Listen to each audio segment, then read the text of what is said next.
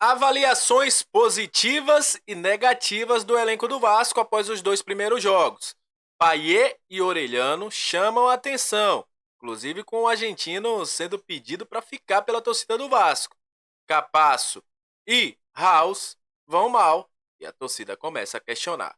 Também vamos falar sobre a volta do Vasco ao Brasil e próximo jogo na quinta-feira. Também o Adson, que deve ser incorporado ao elenco na próxima terça-feira. Isso e muito mais, a partir de agora, no nosso Comentaléu Vascaíno. Então você já sabe, né? Sobe a vinheta.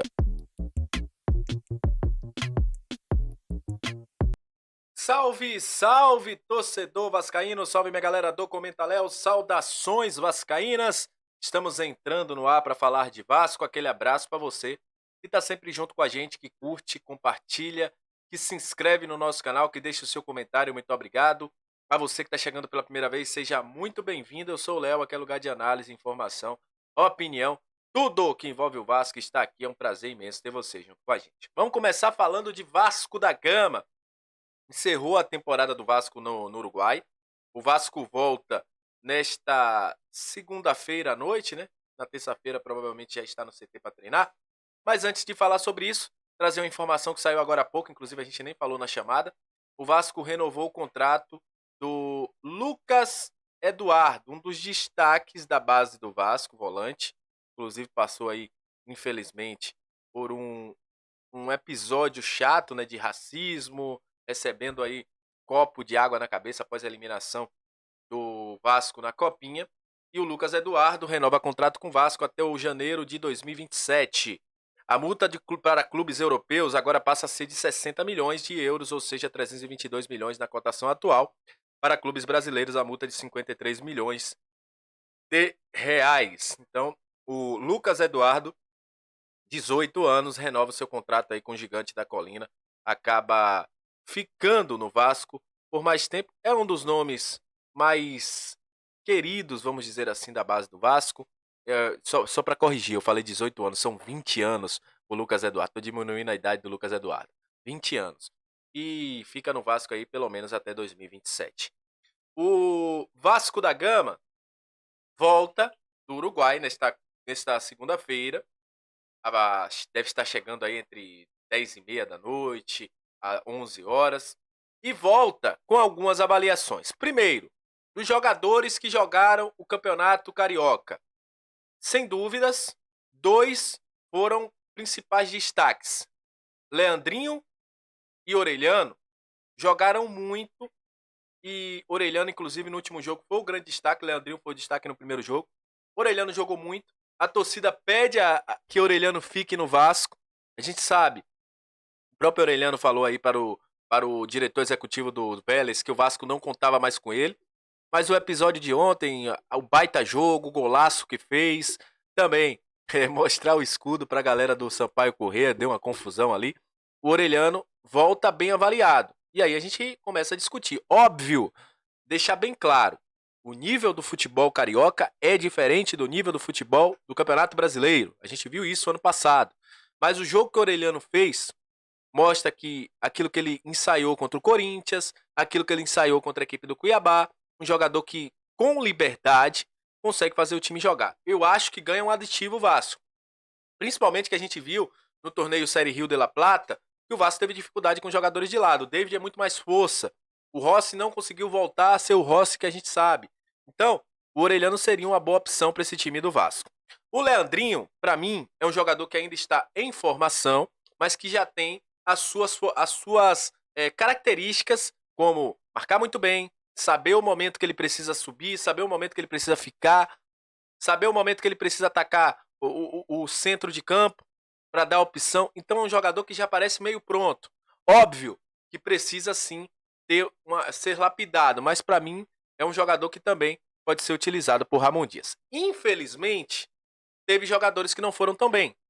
Por exemplo, o House foi bastante criticado. A partida do House ontem foi uma partida muito altos e baixos. Já tinha feito uma partida altos e baixos contra o Boa Vista. Não sei se é por falta de ritmo de jogo. O House há muito tempo não jogava, desde o jogo contra a equipe do Botafogo, se eu não me engano, no Carioca, quando o Vasco não pôde jogar nem com com o Thiago Rodrigues, nem com nenhum dos goleiros, né? Nem Ivan, nem Léo Jardim ele jogou. Ou se é por uma falta de maturidade. Espalmando muita bola no meio da área. Acho que tem como evoluir, mas nesse momento o Vasco precisa ter uma segurança. Trazer um goleiro também para esse elenco.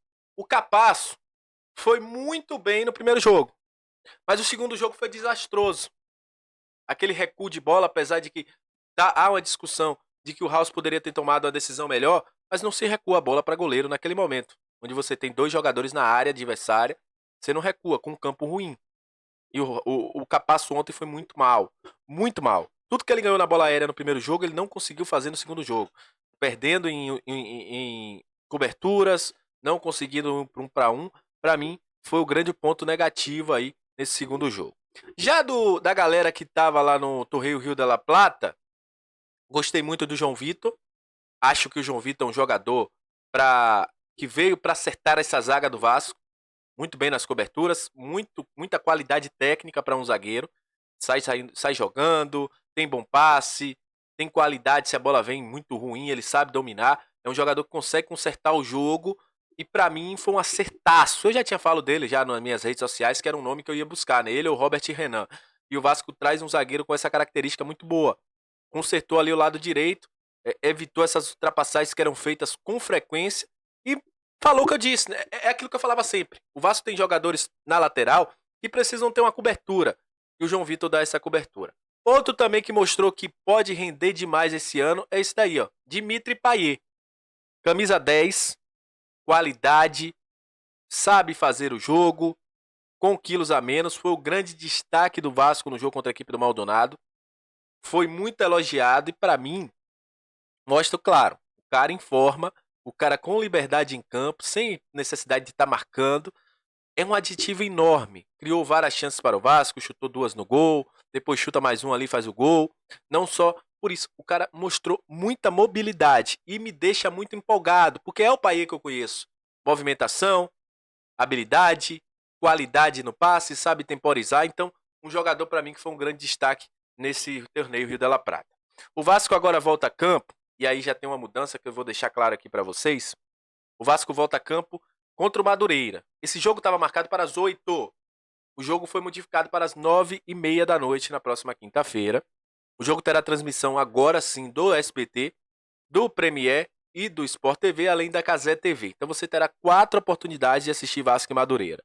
Muito provavelmente já com Ramon Dias na beira do campo, o time titular do Vasco jogando, e aí sim começa a temporada de uma vez para o Gigante da Colina. O Vasco tem 4 pontos, está na 3ª posição, junto ali empatado em pontos com Flamengo e Fluminense. O Botafogo é o líder com 6 pontos e agora começa a valer o Campeonato Carioca para o Gigante da Colina. Então é isso, agradeço a você que chegou até esse momento do vídeo, muito obrigado pela sua audiência, muito obrigado a galera que esteve ontem com a gente na nossa narração. Não deu para fazer o pós, a voz pediu arrego, não teve como fazer o pós, senão a gente não ia fazer vídeo hoje. Mas enfim, agradeço demais, muito obrigado pela moral, até a próxima, saudações vascaínas e valeu.